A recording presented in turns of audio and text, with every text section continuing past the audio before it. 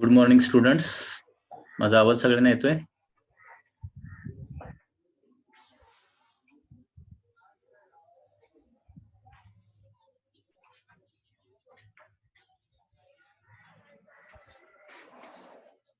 Okay. तर last time आपण semiconductor डायोडचे काही सर्किट्स बघत होतो. Okay.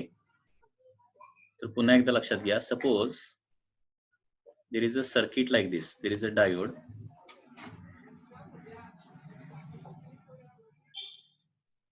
There are two diodes. First is silicon, second is germanium, and then there is a resistance. And this is connected to a battery of 6 volt. And this resistance is 5 ohm. So what is the amount of current that is flowing through the circuit? सांगा बघूया याचा answer काय येणार?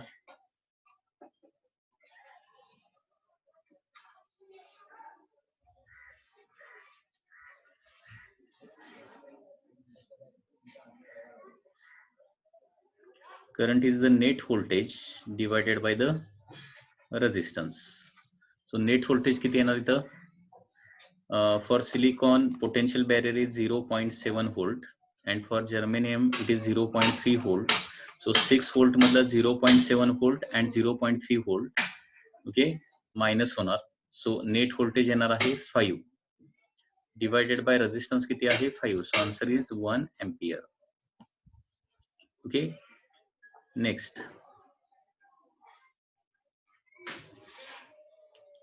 Suppose there are two diodes like this.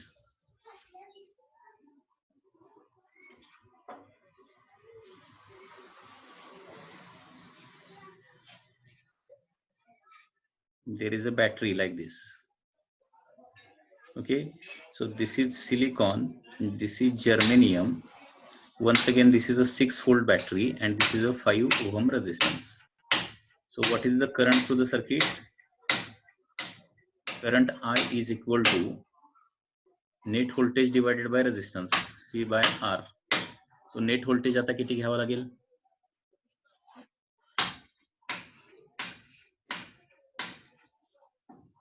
आता हे दोन जे diode silicon आणि जर्मेनियम आहे त्याच्यातला कुठलाही एक पाथ ओपन झाला तरी ओके आहे. ठीक आहे. आता सिलिकॉनला ओपन व्हायला सिलिकॉनचा पाथ ओपन व्हायला 0.7 व्होल्ट लागणार आहे आणि जर्मेनियमचा पाथ ओपन व्हायला 0.3 व्होल्ट लागणार आहे. म्हणजे 6 मधलं 0.7 मायनस करायचं का 0.3 मायनस करायचं? तर 0.3 मायनस करायचं आणि 0.3 मायनस केल्यावर याला नेट व्होल्टेज किती होणार मिळणार आहे मग 5.7 volt. So current through this resistance, okay, will be voltage किती येणार आहे resistance ला 5.7 divided by the 5. Okay, so answer is 1.14 ampere. Correct. Next, suppose the arrangement is like this.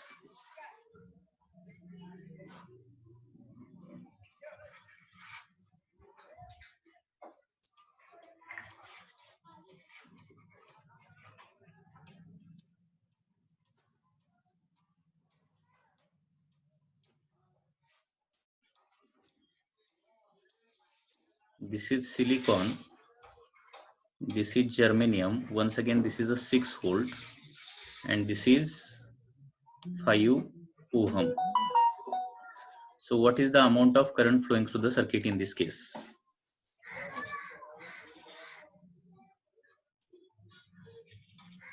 Try to solve this.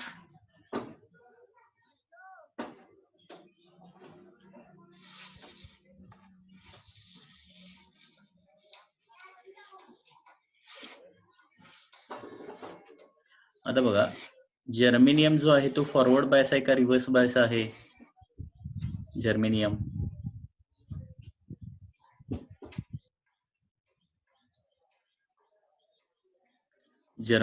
is in reverse bias आहे because negative terminal is connected to the N region is connected to the negative terminal of the battery.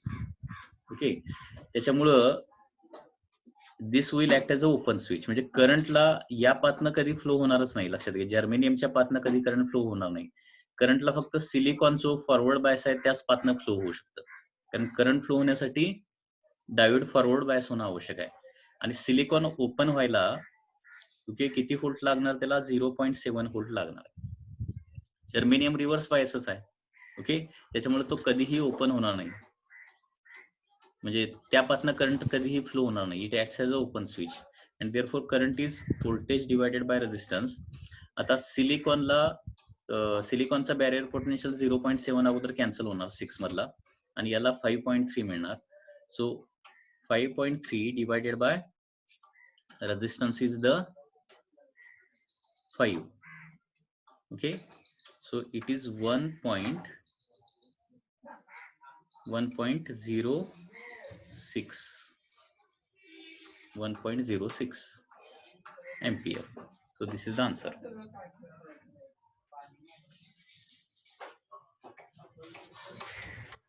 Okay, next.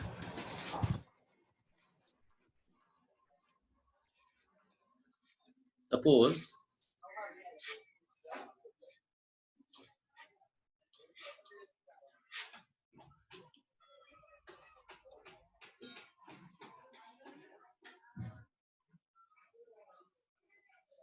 next diagram is like this.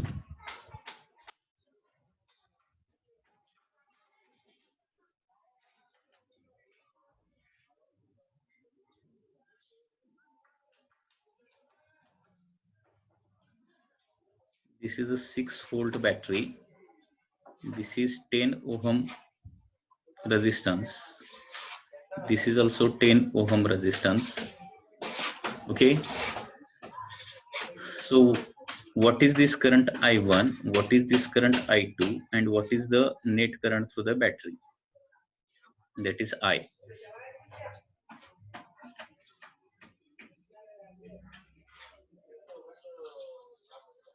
याचं काय answer सांगता येते का बघा. आता suppose हा diode का आहे T1 आहे आणि हा डायोड का आहे D2 आहे. ओके, तर याच्यातला फॉरवर्ड बायस कुठला येणार, रिव्हर्स बायस कुठला येणार सांगा.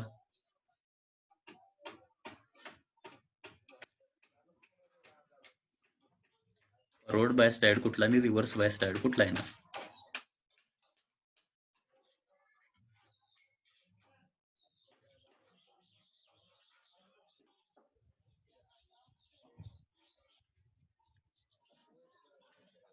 So D1 is forward, correct, and D2 is reverse.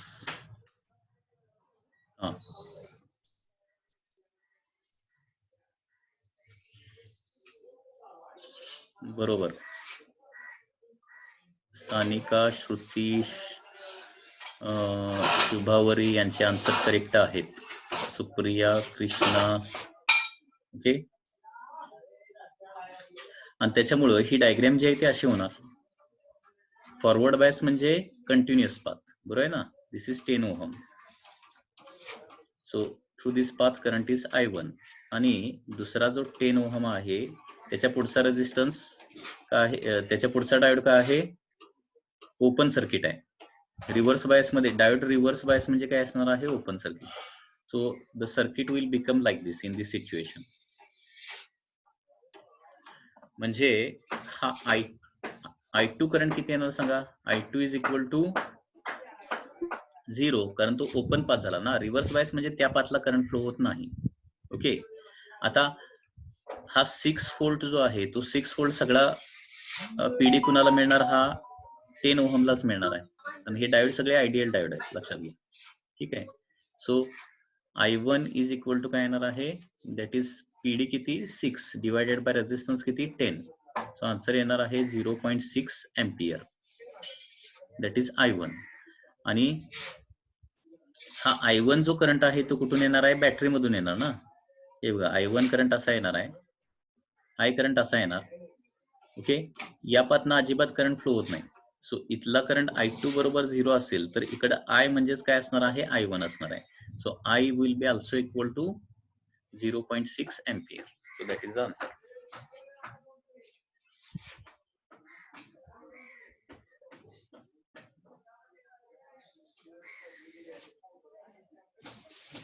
हे खूप इम्पॉर्टंट सर्किट आहेत, व्यवस्थित लक्ष द्या, लक्षात घ्या.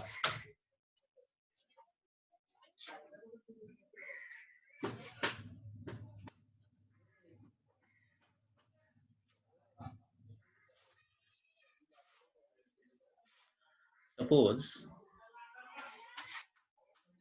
a circuit is like this.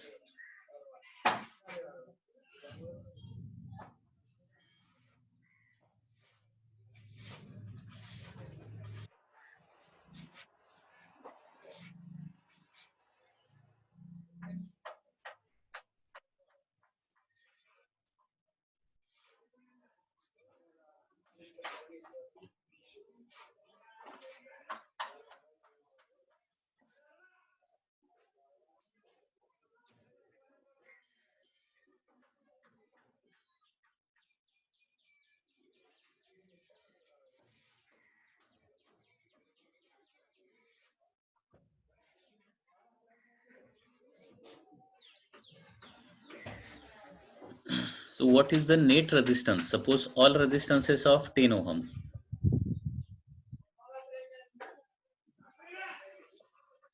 Okay, so R equivalent काढायचा आहे between A and B. Between point A and B equivalent resistance find out करायचा आहे. Okay, तर इक्विव्हॅलंट रेझिस्टन्स कसा फाइंड आउट करता येईल? तर याच्यामध्ये परत दोन केसेस येणार आहेत. If potential of A is greater than potential of B असेल तर ए चं पोटेन्शियल जास्त असेल आणि बी चं पोटेन्शियल कमी असेल तर हा डायोड काय असणार आहे? डायोड इज फॉरवर्ड बायस और रिव्हर्स बायस?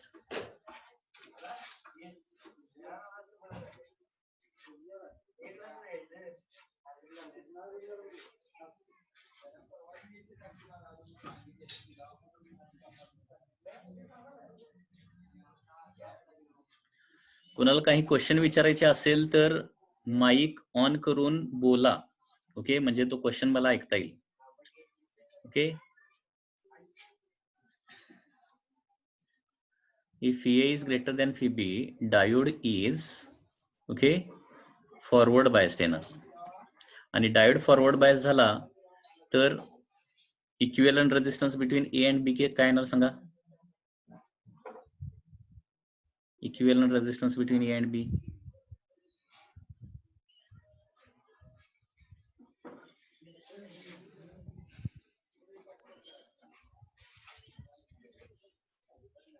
याची डायग्राम अशी होणार, लक्षात घ्या. इकडचा एक रेझिस्टन्स, इकडचा एक रेझिस्टन्स. फॉरवर्ड बायस म्हणजे डायरेक्ट कनेक्शन ना, ए टू बी. आयडियल डायोड आहे आणि त्याच्यामुळं डायरेक्ट कनेक्शन म्हणजे ए आणि बी डायरेक्टली कनेक्टेड आहेत म्हणजे त्यांच्यामधला रेझिस्टन्स किती? 0. 0 इज द आन्सर. आणि second, if phi A is less than phi B असेल तर phi A less than phi B असेल तर काय होणार आहे? This diode is reverse bias. Diode is reverse bias आणि डायोड रिव्हर्स बायस असेल तर ही डायग्राम आता अशी होणार.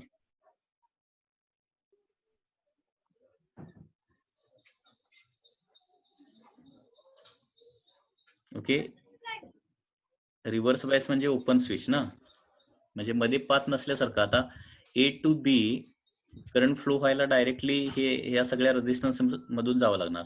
ओके, हा 10 आहे, हा 10 आणि हा 10 आहे. Okay,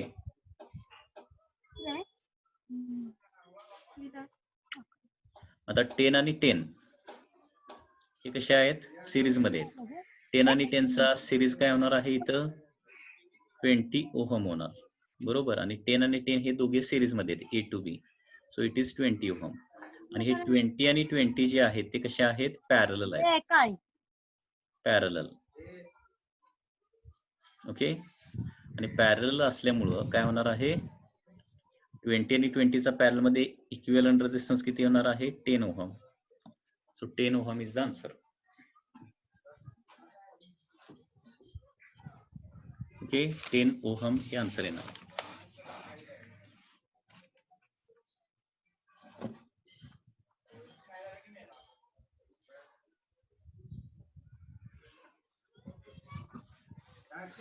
one more different question.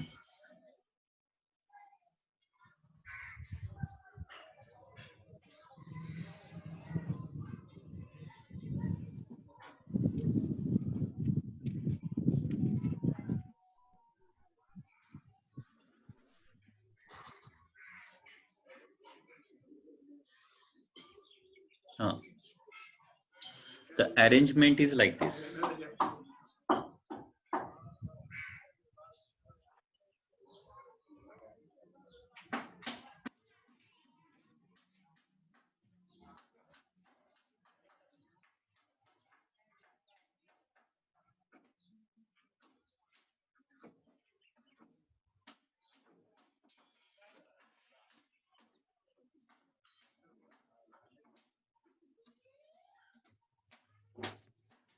Arrangement is like this. There is a resistance. There is a resistance. After that, there is a diode.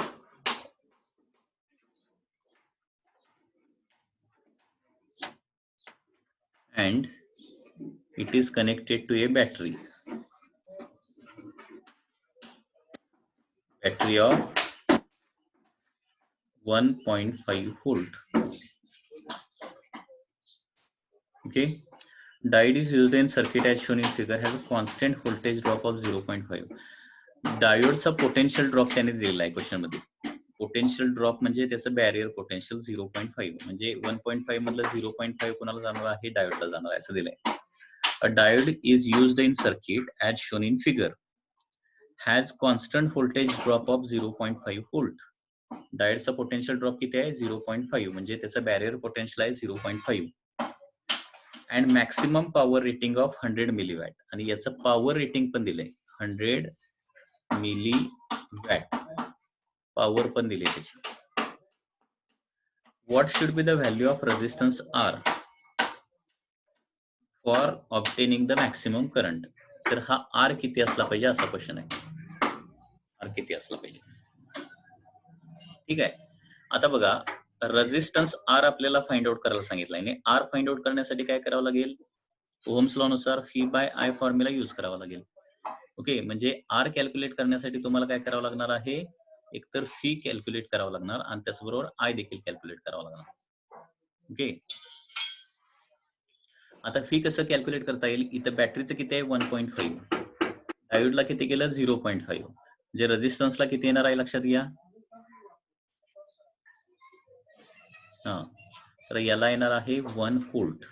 झालं. आता हे व्होल्टेज मिळालं, आता करंट काढायचं आहे. आता हे सिरीज कॉम्बिनेशन मध्ये असल्यामुळं जेवढा करंट रेजिस्टन्स मधून येणार तेवढाच करंट डायोड मधून पुढे जाणार. मी काय सांगतोय लक्षात येते का बघा, जेवढा करंट रेजिस्टन्स मधून येणार तेवढाच करंट काय होणार आहे, डायोड मधून पुढे जाणार. आता डायोडचा करंट काढू शकतो आपण इथं. करंट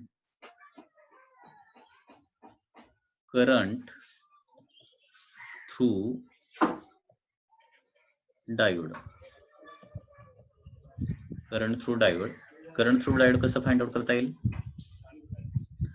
तर पॉवर इज इक्वल टू काय असतं, व्होल्टेज इंटू करंट असतो. हा करंट इलेक्ट्रिसिटी मध्ये फॉर्म्युला आहे, power is equal to voltage into current.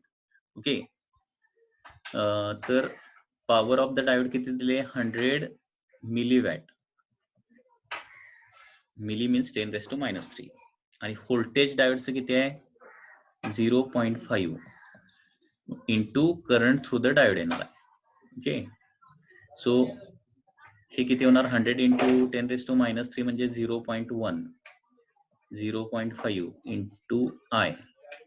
So I is equal to काय येणार आहे, 0.1 डिवायडेड बाय 0.5 येणार, म्हणजेच 1/5 म्हणजे 0.2 ampere.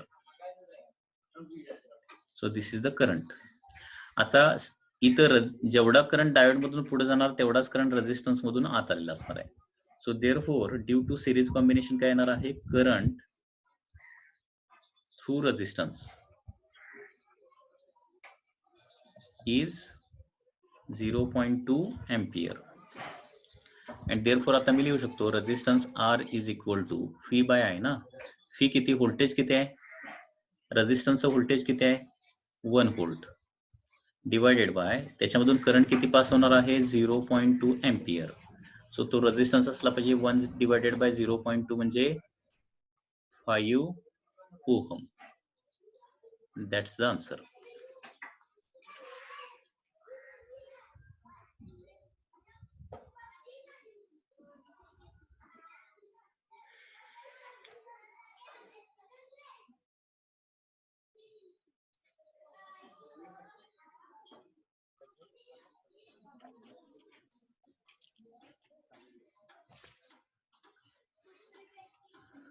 Okay, so next part that we are going to study is applications of the rectifier. Applications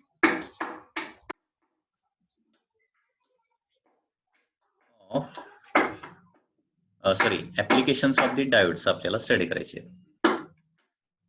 Applications of the diode. Applications of diode मध्ये आपण काय काय स्टडी करणार लक्षात घ्या.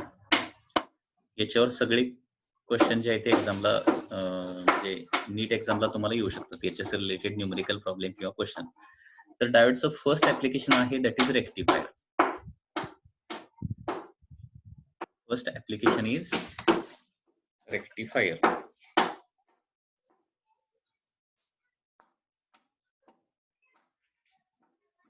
आता रेक्टिफायरचा डिटेल स्टडी आपण पुढे बघणार आहे. रेक्टिफायर म्हणजे काय? It converts alternating current to direct current. AC to DC कन्वर्जनचं काम हे रेक्टिफायर करतो. Second application is the zener diode. Zener diode आणि झीनर डायोड हा कशासाठी वापरला जातो? It is used for voltage stabilisation. Okay, it is used for voltage stabilization.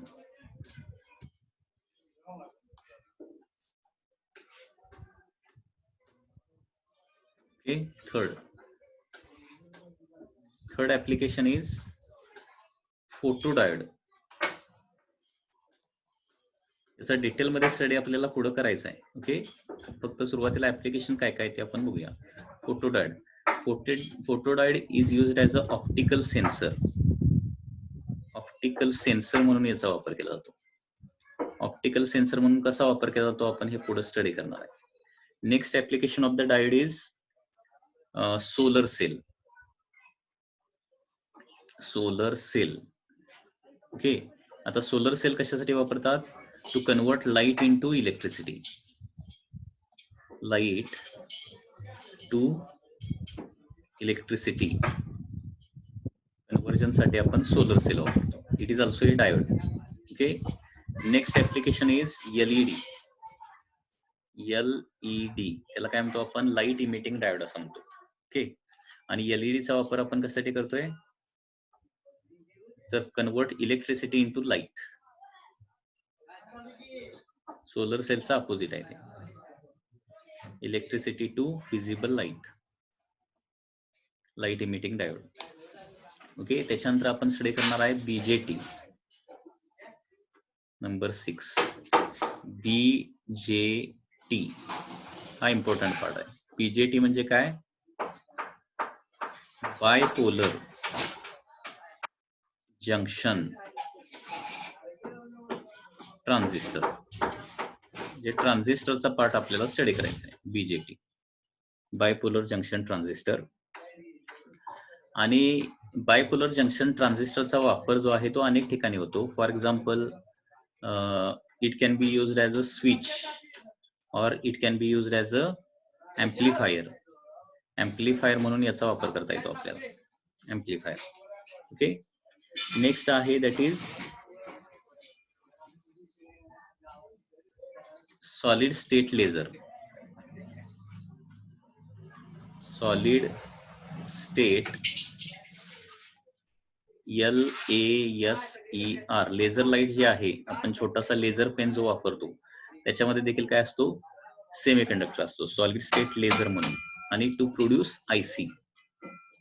IC produce करण्यासाठी देखील डायोडचा वापर केला जातो. ओके, आयसी म्हणजे काय? Integrated circuits. जी प्रत्येक इलेक्ट्रॉनिक इन्स्ट्रुमेंटचा पार्ट आहे. आयसी कुठं असतात? कम्प्युटरमध्ये असतात, टीव्ही मध्ये असतात, रेडिओ मध्ये असतात. ओके, अनेक जेवढे इलेक्ट्रॉनिक गॅजेट्स आहेत त्याच्यामध्ये आयसीज असतात. ओके, इंटिग्रेटेड सर्किट्स असं त्याला म्हटलं जातं. So these are the applications of the diode. Okay, first application पुन्हा एकदा बघा. फर्स्ट ऍप्लिकेशन काय आहे? That is rectifier. रेक्टिफायर काय करतं? It convert alternating current to the direct current. Second application is the zener diode. Zener diode कशासाठी वापरतो आपण? व्होल्टेज स्टॅबिलायझेशन साठी. म्हणजे व्होल्टेज जे आहे फ्लक्च्युएटिंग व्होल्टेजचं कॉन्स्टंट व्होल्टेज ठेवण्यासाठी आपण झीनर डायोडचा वापर करतो. नेक्स्ट असणार आहे दॅट इज फोटोडायोड. फोटोडायोडचा वापर कशासाठी करतो आपण? ऑप्टिकल सेन्सर म्हणून करतो. ओके, फोटोडायोड म्हणजे एटीएम मशीन मध्ये नंबर ऑफ करन्सी नोट किती आहे ते मेजर करण्यासाठी, काउंट करण्यासाठी, किंवा एखाद्या टेम्पलच्या समोर तुम्ही अनेक वेळा ती कमान बघितलेली असेल. त्या कमानीमधून ज्यावेळी पर्सन्स किंवा नंबर ऑफ पर्सन पास होतात, ते किती नंबर ऑफ पर्सन पास झालेले आहे ते मेजर करण्यासाठी. ओके, तर ऑप्टिकल सेन्सर अनेक गोष्टीसाठी वापरला जातो. तर त्याच्यामध्ये फोटोडायोड वापरला जातो. Photodiode is one type of a diode. Okay, next solar cell. Solar cell आपण कशासाठी वापरतोय? To convert the sunlight into electricity. एलईडीचा वापर कशासाठी करतो आपण? लाईट बीम प्रोड्यूस करण्यासाठी. Light beam convert electricity into light. त्याच्यानंतर बीजेटीचा आपल्याला स्टडी करायचा आहे. बीजेटी म्हणजे काय? Bipolar junction transistor. Okay, transistor आपण ऍज अ स्विच म्हणून वापरू शकतो किंवा एम्प्लिफायर म्हणून वापरू शकतो. Okay, next is a solid state laser. म्हणजे लेझर लाईट तुम्ही अनेक वेळा वापरली असेल पीपीटी प्रेझेंटेशनला किंवा अनेक ठिकाणी काहीतरी मार्क करण्यासाठी, पॉइंट करण्यासाठी आपण लेझर लाईट वापरतो. तर ते छोटा लेझर जो आहे तो देखील एक डायोड असतो. आणि लास्ट ऍप्लिकेशन आहे आणि इम्पॉर्टंट ऍप्लिकेशन आहे that is integrated circuit produce करण्यासाठी देखील याचा डायोडचा वापर केला जातो. ओके, थाउजंड्स ऑफ डायोड किंवा लॅक्स ऑफ डायोड एकत्रित केल्यानंतर काय होणार आहे? एक आयसी तयार होतो, इंटिग्रेटेड सर्किट तयार होतो. ठीक आहे, हा इंटिग्रेटेड सर्किट म्हणजे काय असणार आहे? It is a major part of all your computers, TV किंवा रेडिओ किंवा आणखी जेवढे कुठले इलेक्ट्रॉनिक गॅजेट्स आहेत त्या सगळ्या इलेक्ट्रॉनिक गॅजेट मध्ये आयसी असतात. छोटे मोठे आयसी हे असतातच इंटिग्रेटेड सर्किट. तर त्यातला फर्स्ट पार्ट आपण रेक्टिफायर आपण स्टडी करणार आहे.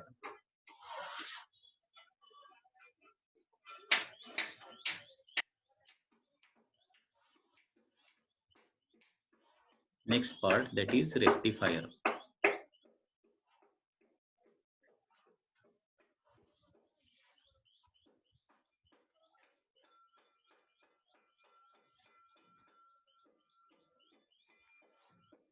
First part is rectifier that we are going to study.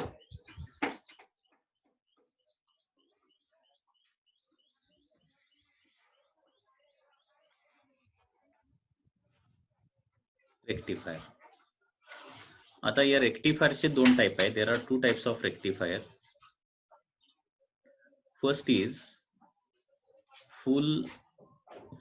half wave rectifier and second is the full wave rectifier. Half wave rectifier and second is the full wave rectifier. Half wave rectifier and the full wave rectifier. Okay, so half wave rectifier म्हणजे काय? When half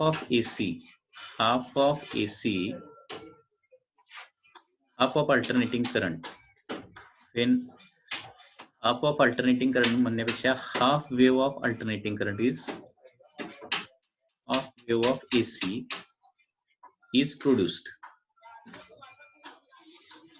Half wave of AC is produced. It is called as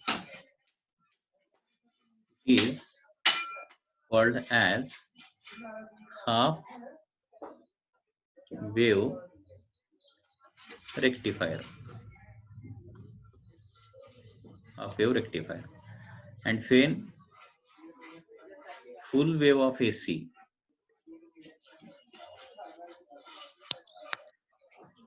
is produced, full wave of AC is produced, it is called as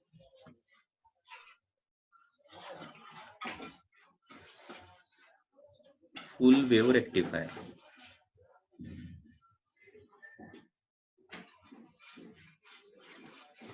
full wave rectifier. ठीक आहे. आता AC आणि DC मध्ये फरक काय आहे तो अगोदर लक्षात घ्या. एसी कसं असतं? एसी आता तुम्हाला माहित आहे की देर आर म्हणजे कुठलाही करंट जर घेतला तर त्याच्यामध्ये 2 वायर्स असतात, बरोबर. एका वायरला काय म्हणतो आपण? Live wire. आणि दुसरी जी आहे ती काय असते? Neutral wire. Live wire and neutral wire. आता न्यूट्रल वायरला आपण जर टच केलं तर काय होत नाही, शॉक बसत नाही. परंतु लाईव्ह वायरला आपण टच केलं तर आपल्याला इलेक्ट्रिक शॉक बसतो. तर एसी मध्ये लक्षात घ्या, न्यूट्रल वायरचं व्होल्टेज नेहमी किती असतं? 0 व्होल्ट असतं न्यूट्रल वायरचं. आणि लाईव्ह वायरचं व्होल्टेज काय होत असेल? Plus minus. म्हणजे आपलं घरगुती जर कन्सिडर केलं तर लाईव्ह वायरचं व्होल्टेज काय होत असतं? प्लस मायनस 230 होत असतं. प्लस मायनस 230 म्हणजे हाफ सायकल प्लस 230 असणार, next half cycle minus 230 volt असणार. असं पर सेकंद किती वेळा होतं? 50 टाइम्स होतं पर सेकंद. सेकंदाला 50 वेळा plus 230 volt minus 230 volt plus 230 volt minus 230 volt असं व्होल्टेज चेंज होतं, अल्टरनेट होतं कंटिन्युअसली. आणि म्हणून याला काय म्हटलं जातं? अल्टरनेटिंग करंट असं म्हटलं जातं. लक्षात आलं का? अल्टरनेटिंग करंट म्हणजे काय असणार आहे? न्यूट्रल वायरचं व्होल्टेज नेहमी 0 व्होल्ट असणार आहे आणि लाईव्ह वायरचं व्होल्टेज जे असणार आहे ते कंटिन्युअसली काय होणार आहे? फ्लक्च्युएट होत असणार आहे. ते प्लस 230 व्होल्ट मग कमी कमी होत जाऊन 0 होणार, मग मायनस 230 व्होल्ट होणार, मग वाढत जाऊन परत 0 होणार आहे, परत प्लस 230 व्होल्ट होणार आहे. आणि हे किती रेटनं होतं? 50 हर्ट्झनं. म्हणजे आपला घरगुती जो इलेक्ट्रिक सप्लाय आहे तो किती असतो? 230 व्होल्ट अँड 50 हर्ट्झ असतो. ओके, 230 व्होल्ट 50 हर्ट्झ याचा मिनिंग काय होतो? ते प्लस मायनस 230 सेकंदाला 50 वेळा होत असतं. म्हणजे सपोज, आणि याला अल्टरनेटिंग करंट असं का म्हणायचं लक्षात घ्या, कारण सपोज मी लाईव्ह वायर आणि न्यूट्रल वायर याच्यामध्ये रेझिस्टन्स जोडला. ओके, हा रेझिस्टन्स जोडला तर ज्यावेळी हे प्लस 230 व्होल्ट आणि हे 0 व्होल्ट असेल त्यावेळी करंट काय होणार आहे? डाऊनवर्ड डायरेक्शन फ्लो होणार. आणि ज्यावेळी हे 0 असेल आणि हे मायनस 230 असणार त्यावेळी करंट काय होणार आहे? अपवर्ड डायरेक्शन करंट फ्लो होणार. म्हणजे लाईव्ह वायर आणि न्यूट्रल वायर मध्ये एक रेझिस्टन्स आपण जोडला तर करंटची डायरेक्शन फिक्स राहत नाही. लक्षात घ्या, लाईव्ह वायरचं व्होल्टेज जर प्लस मध्ये असेल तर व्होल्टेज कसं फ्लो होणार आहे? Live to the neutral flow होणार. आणि लाईव्ह वायरचं व्होल्टेज मायनस मध्ये गेलं तर करंट कसा फ्लो होतो? Neutral to the live flow होतो. आणि करंटची डायरेक्शन अल्टरनेट होत असल्यामुळे, फिक्स राहत नसल्यामुळे त्याला काय म्हटलं जातं? अल्टरनेटिंग करंट असं म्हटलं जातं. आणि डीसी म्हणजे काय? तर याच्यामध्ये लाईव्ह वायर आणि न्यूट्रल वायर जे आहे, आपला टाइम जो आहे तो 1 मिनिट पेक्षा कमी राहिलेला आहे. ओके, 1 मिनिट नंतर इथे इलेक्ट्रिसिटी नसल्यामुळे 1 मिनिट नंतर आपला सेशन एंड होणार आहे, लक्षात घ्या. ठीक आहे, बाकीचा सेशन पुढच्या वेळी आपण बघूया. तर लाईव्ह वायरचं व्होल्टेज काय असणार आहे? फिक्स्ड, म्हणजे 230 फॉर एक्झाम्पल 230 व्होल्ट. आणि न्यूट्रल वायरचं काय असणार आहे? 0 व्होल्ट असणार आहे. आणि इथं डायोड जर जोडला तर करंट नेहमी काय होतो? Continuously diode two the neutral असाच एकाच डायरेक्शन फ्लो होतो. सो इथं करंट काय असतो? युनि डायरेक्शनल असतो. आणि इथं मात्र करंट कसा असणार आहे? अल्टरनेटिंग असणार आहे. आणि म्हणून त्याला अल्टरनेटिंग. अगोदर हे एसी आणि डीसी ची कन्सेप्ट लक्षात आली का बघा? एसी आणि डीसी. ओके, ठीक आहे. आजचं सेशन आपण इथंच एंड करणार आहे. उद्या आपण नेक्स्ट सेशनला भेटूया. ठीक आहे. इलेक्ट्रिसिटीचे प्रॉब्लेम चालू आहे त्याच्यामुळं तेवढं चार्जिंग